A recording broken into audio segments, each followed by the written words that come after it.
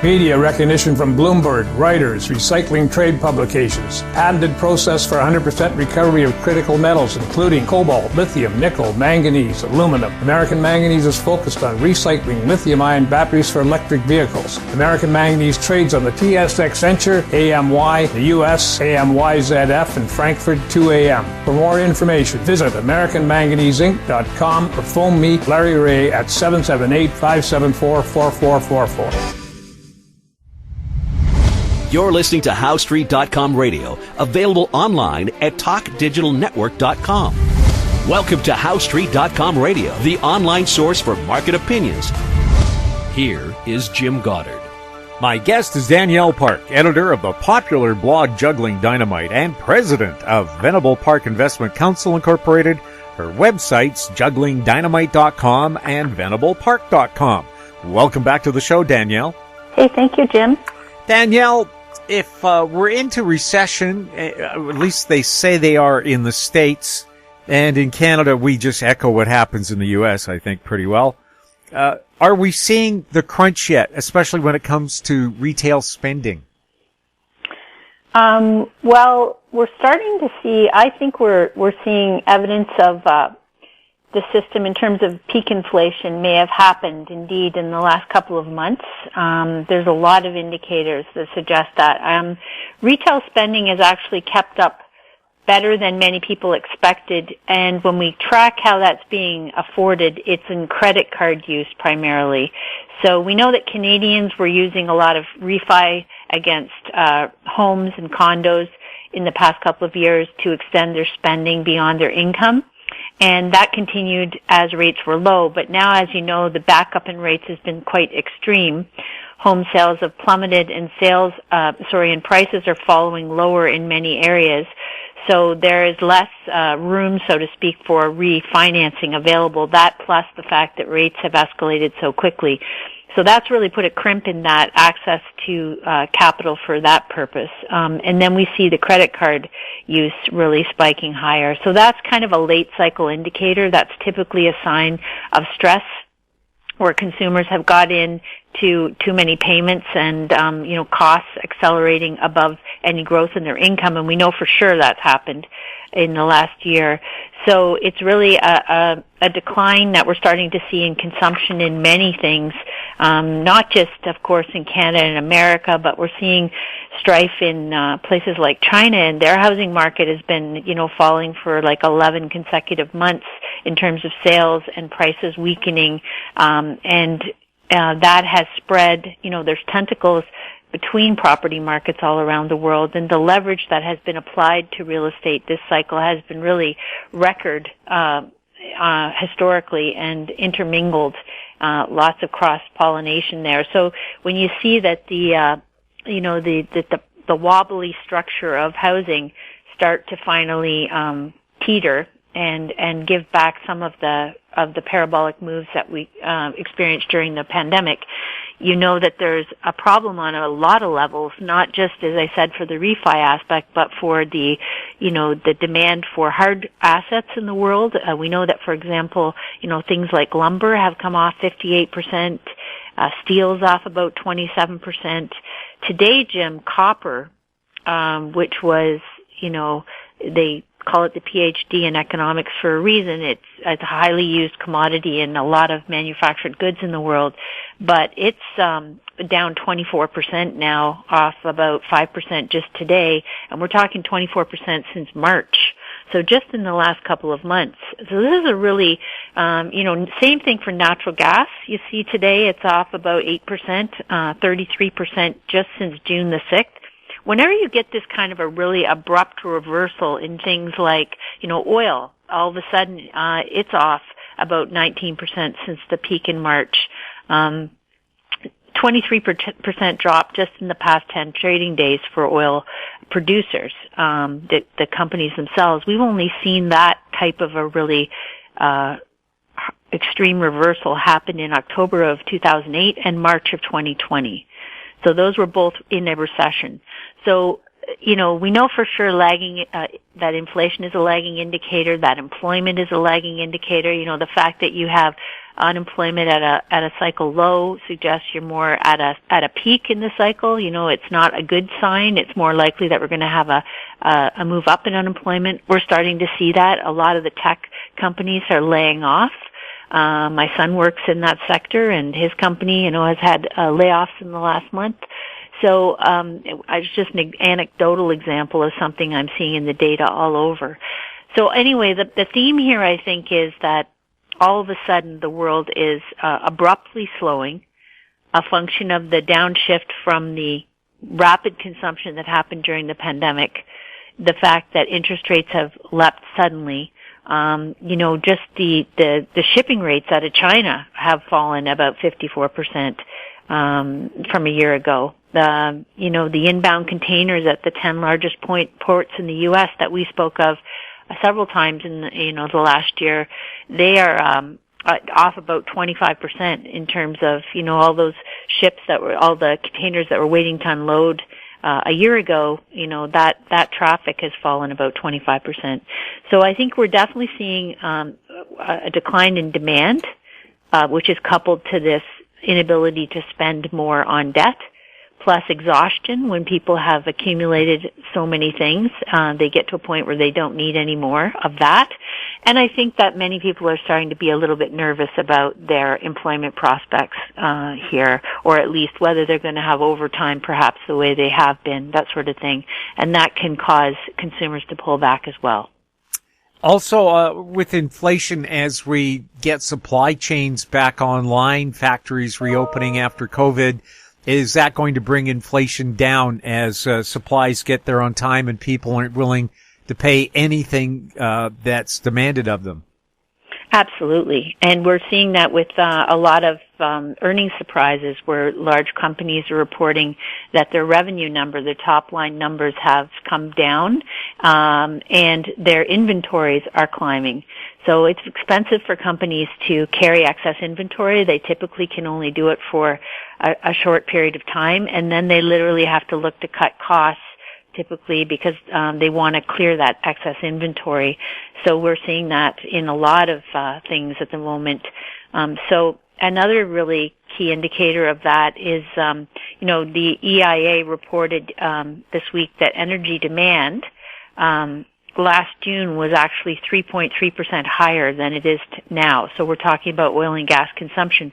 So, you know, we've had such a really shocking period. If you pull back, you look down, you say, okay, we had a sudden pandemic in March of 20. We had an incredible fiscal and monetary response globally, which put all this free money in the pockets of people. So suddenly they had money and time they didn't expect to have. Free money, free time. And they doubled down on all kinds of speculation at the same time. You know, trading, Wall Street, all the typical culprits did the same, anticipating, you know, where capital flows may go. They drove up the price of all these commodities and goods globally, the two things together, including the price of real estate. And that was bound to come off the boil because, you know, it can't be sustained at that level of consumption. And as I say, excess capacity comes into the system, excess inventories, and, you know, high prices are the cure for high prices. That's a classic saying. It's so true. You know, we're definitely seeing already that consumers are figuring out ways to carpool, to, you know, cut down on their need for oil and gas, and that's happening. So, you know, like I say, demand usage is coming off. The price has come off. The oil producers have come off sharply. At the same time, you know, financials are coming off hard. The Canadian financials are off almost 20% since just February. And the theme here I'm seeing is that these things are reverting to levels now that were before the shock of the Ukraine invasion. So that was the secondary shock, right? We had, as I say, the pandemic, and that went on, as we know, for a long time. And then just as things were starting to normalize a little bit in the world with respect to vaccination rates being pretty high in most developed countries, you get this sudden Ukraine invasion shock to the food and energy supply system. And now what we're noticing is that the prices have come off to the same levels they were in, for example, 2 years ago. So, way before the invasion of Ukraine. And I think that's really a nod to the fact that the global supply chains have adjusted and demand is falling, and recessions always kill inflation every time. So the hysteria around, it's very normal for people to see all this inflation, which, as I say, is a lagging indicator. So it, and really be terrified that we're going to have hyperinflation, runaway inflation, and that sort of thing. And I understand it's been a shock to the food and fuel costs, which have been hard on consumers. But I think that we're really seeing a rollover in that theme, which has been our base case, was that we had got too far ahead of ourselves in terms of expectations of this inflation continuing, and that central banks would not be able to hike as much as they've been telegraphing in the panic phase in response to inflation, and that you would start to see demand fall, and that would start to bring the cost of pressure down, and that we could very well see central banks cutting again in terms of interest rates before the end of before the end of this year, potentially the start of next year. In which case, it's very interesting. The stock market has really been repricing part of this downturn. It hasn't yet priced in a full-blown recession, which, by the way, could see a drop in the equity indices of another perhaps 20 or 30% from where they presently are in terms of the broad averages. So it hasn't priced in, even half of what we could see in this bear market as it grinds on. But what's more interesting to me is that the bond market has priced in it priced in the expectation of the rate hikes, but it has not yet priced in this growing understanding that we're heading into a recession. So right now you've got bonds really oversold and stocks still considerably overbought. Retail people are still seeing the cash flows from the retail sector are still going into stocks, even as they're falling.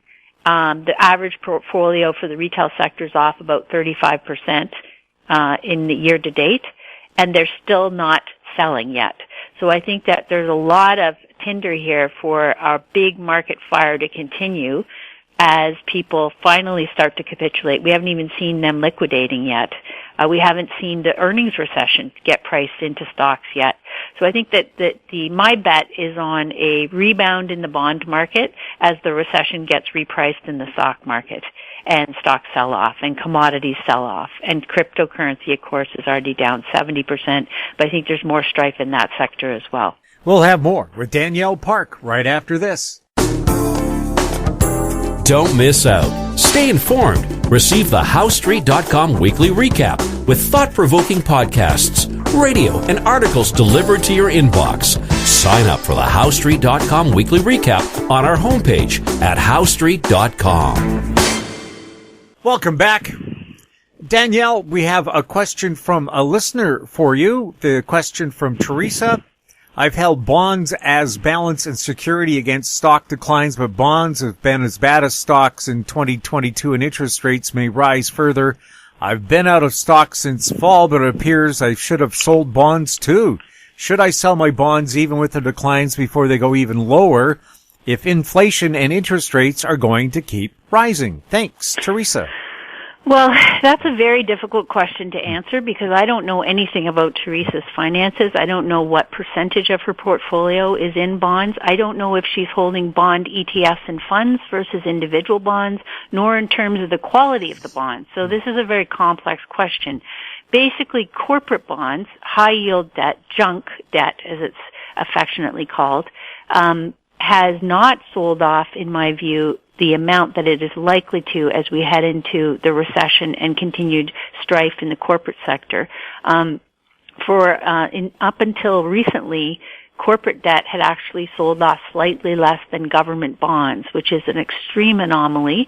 But bonds as a sector have had, like the whole composite of them, have had the worst start to any year since like at least 1940. So it's been a really anomalous thing to have bonds sell off as much as they have along with equities. That's why the typical balanced portfolio year to date is really hurting, sort of the worst since 2008 because of the compression in both those sectors. But as what I'm describing here is the fact that there needs to be a differentiation between the credit quality of these things, because not all paper is created the same.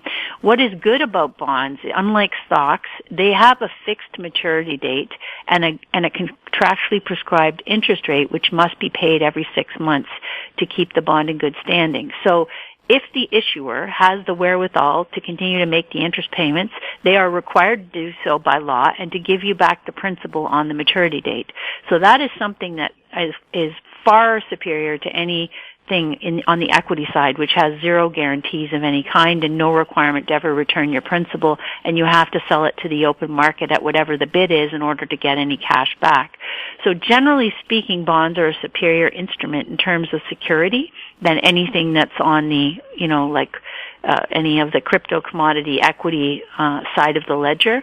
But as I say, what is happening, after you've had this big sell-off, and that the U.S., for example, the U.S. 20-year Treasury, the TLT, which is an ETF, a fund, not an individual bond, but a basket of them, it was off 30% since November 21 into the middle of June. And just recently, it has rallied about 6% again. So if I'm correct in my call or thesis that the inflation mania has really already peaked, we're starting to see the break-even rates, which is the expectation, the difference between, for example, a 10-year Treasury yield today and the inflation-adjusted Treasury protection TIPS, they're called, is the future expectation of interest rates. The difference there, the spread, is coming down, which is an indication that the bond market, the Treasury bond market, thinks that the hype about hiking rates is overdone and that the recession is going to cause central banks to cut and ease again sooner than they presently think. So to make a long story short, I don't love bond ETFs here because they hold bonds, but you're really at the whim of the individuals in the market the retail crowd who may sell that instrument after it's down 30%, and cause further declines in your holdings, and you have to actually sell that unit on the market in order to get cash back. So I prefer to hold in this environment individual bonds because you're not dealing with that whole collective groupthink problem. And yes, it's been uncomfortable to watch the market value of those assets come down, but as I say, you have the guaranteed return of principal date. At worst case scenario, you can hold till then to get back your money and you're getting the income in the interim. Best case scenario is that when we see the recession start to be priced in here, that government bonds will rally sharply again, which means that a lot of the sell-off that's happened will be recouped as the equity side of things continues to fall. And that's always what happens during a recession, by the way. And in fact, that indicator, when Treasury bond yields fall, 1.6 or 160 basis points typically is the start of the recession. That's when you have this indication that you're now going into the contraction phase, and that's when the repricing starts and all the risk side. So as far as corporate debt and junk goes, I think you've got further downside here. As far as the government bond side goes, it's one of our preferred asset classes for the reasons I've described in terms of credit quality and return of principal. And during bear markets and recession, security and return of principal is absolutely job number one. And cash provides that. The U.S. dollar has been providing that in terms of cash and treasury bills on that side. And Canadian government bonds are my preferred place to wait in terms of the fixed income side. So I'm not sure again what she holds, but if you're in the government bond side and you've seen these declines come off, I would say now is not the right time to sell that. I would wait and let the recession get priced in, and you'll likely see a recoup of a significant, if not all, of the sell-off that's happened in the past few months. So how do you recession-proof your portfolio? Well, basically what I've been describing, and it is not having a lot of equity exposure, if any. I always say this, but it's true. Individuals don't have to go into recessions with equity exposure. They don't have to sit through bear markets that take their money down by half and spend years trying to recover. They do have the optionality of going to cash. And I'm not talking about panicking. I'm talking about strategically deciding how much risk you want to have and what portion of your money you want to be left sort of flying in the wind in this kind of an environment. And if the answer is none, then you might want to reduce your equity side considerably, and keep money in cash as dry powder. And if you have fixed income that's high quality, as I say, on the best credits available, you might want to just wait till those either mature or see the repricing in the recession, in which case you'd be able to sell them at higher prices than you can now and make different allocation decisions at that point. So it's basically making sure you don't have any margin debt, any leverage. This is the problem with the housing market right now, right? Most people, if you even have a 20% down payment, that's a 5-to-1 leverage on that capital when you're talking about an 80% financing. If people have less than 20% down, which many people did, or they borrowed the down payments, they're looking at basically 100% financing. So that means that each step down in the price of something is really quite catastrophic in terms of burning your principal or burning your equity or notional equity that you thought you had. So people go into downturns and recessions with a lot of debt and leverage, and that typically magnifies the losses on the way down. So ideally, you would have a large cash store. You would have a lot of cash in your operating budget if you're in a company. You wouldn't have a lot of debt. You wouldn't have any leverage on the investment side, or very little. And you basically just try and ride through the repricing in the economy, the layoffs that are coming, the job losses, all that. If you can get yourself through to the other side of that with some cash, you'll likely get some extraordinary buying opportunities. And I think this particular down cycle is going to go on longer than people expect, which is the kind of washout we need. Because frankly, in March of 20, when you had 15 trading days where everything dropped sharply, but then rebounded quickly, many people today think that's what a bear market's like, and they are unduly confident and aggressive going into this. And what we know is that bear markets come with these reverse rally periods.